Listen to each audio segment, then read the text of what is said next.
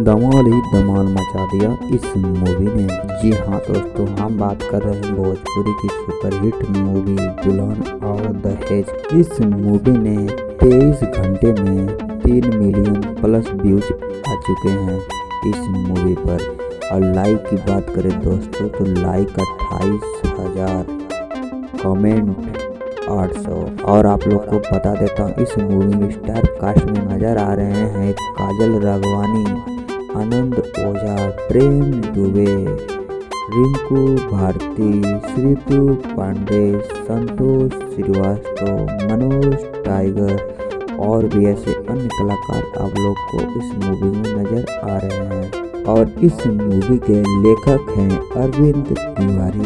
ये मूवी एक दहेज के ऊपर बनाई गई है। इस मूवी में कॉमेडी के साथ साथ इमोशन भी भरपूर देखने को मिलने वाला है।